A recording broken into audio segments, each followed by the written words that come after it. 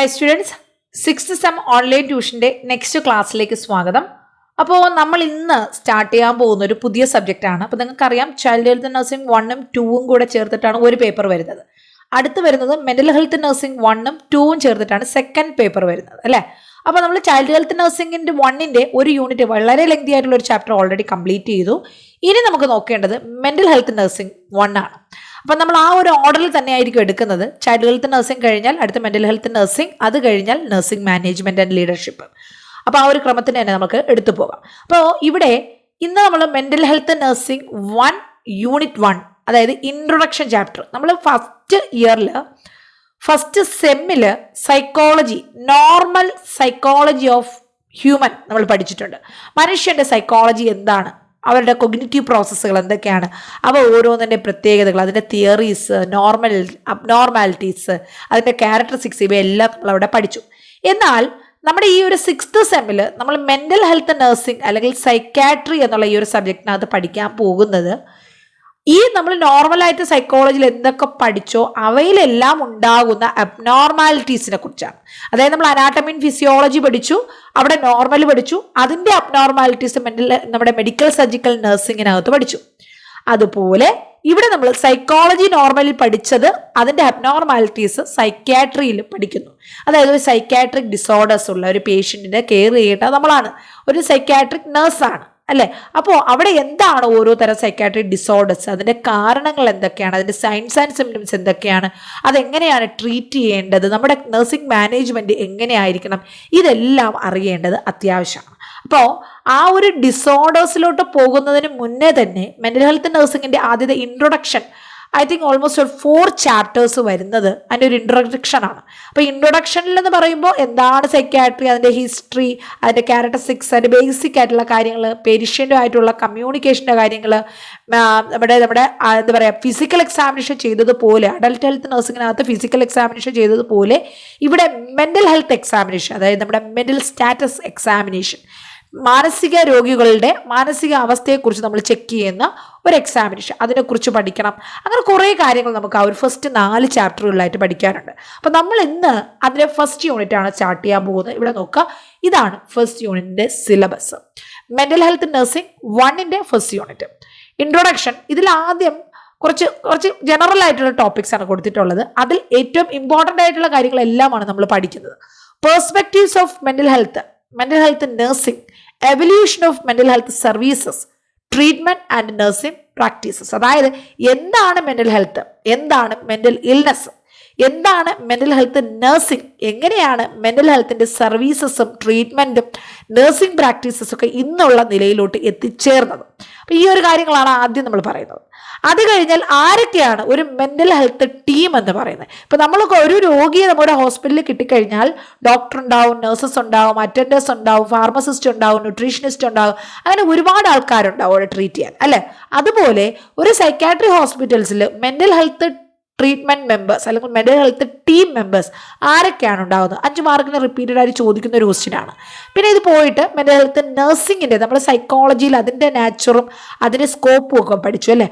അതുപോലെ mental health നഴ്സിംഗിൻ്റെ nature എന്താണ്, അതിൻ്റെ സ്കോപ്പ് എന്താണ്, പിന്നെ അവിടെ മെൻ്റൽ ഹെൽത്ത് നഴ്സ്, നമ്മളവിടെ മെൻ്റൽ ഹെൽത്ത് നഴ്സിംഗ് ഫീൽഡിൽ വരുന്ന നഴ്സസിനെ മെൻ്റൽ ഹെൽത്ത് നഴ്സ് അല്ലെങ്കിൽ സൈക്കാട്രിക് നഴ്സ് എന്നാണ് പറയുന്നത്.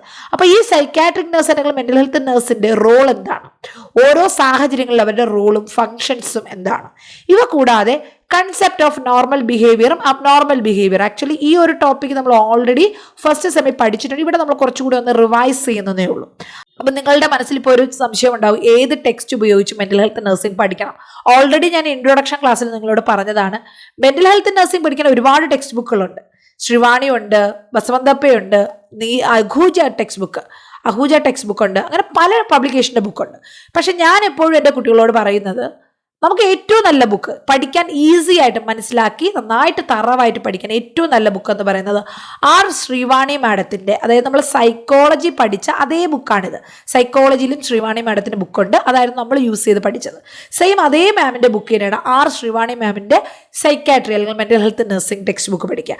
അതായത് നിങ്ങളവിടെ പഠിക്കേണ്ട ഈ സിലബസിനൊപ്പം അവിടെ ശ്രീവാണി ടെക്സ്റ്റ് ബുക്കിലുള്ള കണ്ടന്റ് ഫുള്ളായിട്ട് പഠിക്കുക എന്നുള്ളതാണ്. ശ്രീവാണി മാമിൻ്റെ ടെക്സ്റ്റ് ബുക്കിനകത്ത് ആ ഒരു ടെക്സ്റ്റ് ബുക്കിനകത്തുള്ള ഓരോ ചാപ്റ്റേഴ്സായിട്ട് നിങ്ങൾ പഠിക്കുമ്പോൾ ഇതിലുള്ള ഓരോ ചാപ്റ്റേഴ്സ് കണ്ടൻസ് നിങ്ങൾ പഠിച്ചു തീർക്കും. ഓക്കെ, ചിലപ്പോൾ അവിടെ ആ ടെക്സ്റ്റ് ബുക്കിൽ അങ്ങോട്ടും ഇങ്ങോട്ടൊക്കെ കണ്ടന്റ് ഫസ്റ്റ് ചാപ്റ്ററിൽ സെക്കൻഡ് ചാപ്റ്ററിലൊക്കെ മാറിയിട്ടുണ്ടാകും. പക്ഷേ സെയിം എക്സാക്ട് അത് തന്നെയാണ് നിങ്ങൾ പഠിക്കേണ്ടത്. അപ്പം നമ്മളും ഇവിടെ ഫോളോ ചെയ്യുന്നത് ആർ ശ്രീവാണി മാമിൻ്റെ ടെക്സ്റ്റ് ബുക്കാണ്. വളരെ ഡീറ്റെയിൽ ആയിട്ട് ടെക്സ്റ്റ് ബുക്ക് ഉപയോഗിച്ച് അപ്പോൾ ഈ ഒരു സിലബസ് ബേസ് ചെയ്തിട്ട് ഏത് ചാപ്റ്ററാണോ ടെക്സ്റ്റ് ബുക്കിൽ വരുന്നത് ആ ചാപ്റ്റർ എടുക്കുന്നു. അതിലുള്ള കണ്ടന്റുകളെല്ലാം നമുക്ക് പഠിക്കേണ്ടതെല്ലാം നമ്മൾ അതിൽ നിന്ന് പഠിക്കുന്നു. ഓക്കെ, അപ്പോൾ ഞാൻ ഡീറ്റെയിൽ ആയിട്ട് ടെക്സ്റ്റ് ബുക്ക് ഉപയോഗിച്ച് ക്ലാസ് എടുക്കും. ഇത് കൂടാതെ ഷോർട്ട് നോട്ടും തരും. അപ്പോൾ ഈ ഒരു സൈക്കാട്രി പഠിക്കുമ്പോൾ, ഏതൊരു സബ്ജക്റ്റും പഠിക്കുമ്പോൾ ഷോർട്ട് നോട്ട്സ് എടുക്കേണ്ടത് വളരെ ഇമ്പോർട്ടൻ്റ് ആണ്. മറ്റേത് സബ്ജക്റ്റിനേക്കാളും ഈ ഒരു മെൻ്റൽ ഹെൽത്ത് നഴ്സിംഗ് നിങ്ങൾ പ്രത്യേകിച്ച് നോട്ട് ചെയ്യുക. കാരണം ഓരോ ടെർമിനോളജീസും ഒക്കെ നമുക്ക് പഠിക്കും പുതുതായിട്ട് തോന്നും. അങ്ങനെ വരുമ്പോൾ അത് കൃത്യമായിട്ട് മനസ്സിലാകണമെങ്കിൽ എക്സ്പ്ലെയിൻ ചെയ്യുന്ന സമയത്ത് അതിൻ്റെ ഷോർട്ട് നോട്ട്സും കൂടെ നിങ്ങളത് കുറിച്ചെടുക്കുക. ഓരോ പുതിയ കാര്യങ്ങൾ ഷോർട്ട് നോട്ട്സിനകത്ത് എഴുതി തന്നെ നിങ്ങൾ പഠിക്കാൻ ശ്രമിക്കുക. എന്നാൽ മാത്രമേ നിങ്ങൾക്ക് അതിൽ ഓരോ പോയിന്റ്സ് നന്നായിട്ട് എഴുതാൻ എക്സാമിന് പറ്റത്തുള്ളൂ. ഓക്കെ, അപ്പോൾ നമുക്ക് ടെക്സ്റ്റ് ബുക്കിലോട്ട് പോകാം. അപ്പോൾ ഈ ഒരു ഫസ്റ്റ് ചാപ്റ്റർ വളരെ ചെറിയൊരു ചാപ്റ്ററാണ്.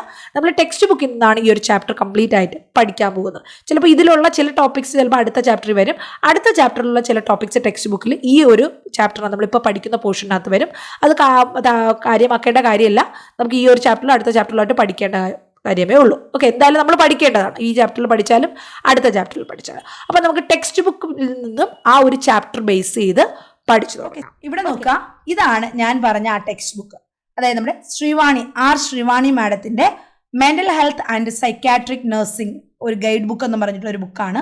ഇത് ആക്ച്വലി നമ്മുടെ BSc പഠിക്കുന്ന കുട്ടികൾക്കായാലും MSc പഠിക്കുന്ന കുട്ടികൾക്കായാലും ഒക്കെ വളരെ യൂസ്ഫുൾ ആയിട്ടുള്ള ഒരു ടെക്സ്റ്റ് ബുക്കാണ്. വളരെ സിമ്പിൾ ലാംഗ്വേജിൽ നമുക്ക് പഠിക്കേണ്ട, നമ്മൾ അറിഞ്ഞിരിക്കേണ്ട എല്ലാ കാര്യങ്ങളും ഈ ഒരു ടെക്സ്റ്റ് ബുക്കിനകത്ത് കൊടുത്തിട്ടുണ്ട്. അപ്പോൾ ഇവിടെ നമ്മുടെ ഈ ഒരു ടെക്സ്റ്റ് ബുക്കിൽ എങ്ങനെയാണ് ഓരോ ചാപ്റ്റേഴ്സും വരുന്നതെന്നാണ് ഇവിടെ കൊടുത്തിട്ടുള്ളത്.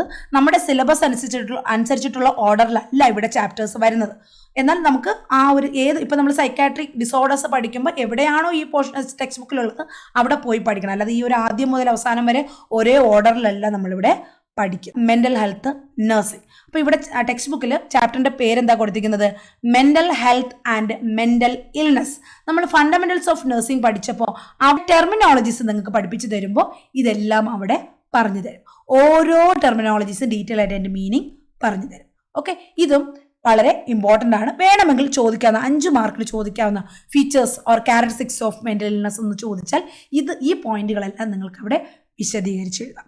ഇമ്പോർട്ടൻ്റ് ആയിട്ടുള്ള വളരെ ഇമ്പോർട്ടൻ്റ് ബേസിക്കും, അതായത് നമ്മുടെ സൈക്കാട്രി അല്ലെങ്കിൽ മെൻ്റൽ ഹെൽത്ത് നഴ്സിംഗ് ഡീറ്റെയിൽ ആയിട്ട് നമ്മൾ പഠിക്കുമ്പോൾ അതിൻ്റെ ബേസ് നിങ്ങൾക്കില്ല എങ്കിൽ കൃത്യമായിട്ട് അതവിടെ മുന്നോട്ട് പോകുന്ന പോർഷൻസ് ഒന്നും മനസ്സിലാകത്തില്ല. അതുകൊണ്ടാണ് ഇതെല്ലാം ഇൻട്രൊഡക്ഷൻ നിങ്ങൾക്ക് ഡീറ്റെയിൽ ആയിട്ട് ഈച്ച് ആൻഡ് എവറി വേർഡ് ഞാൻ എക്സ്പ്ലെയിൻ ചെയ്ത് തരുന്നത്.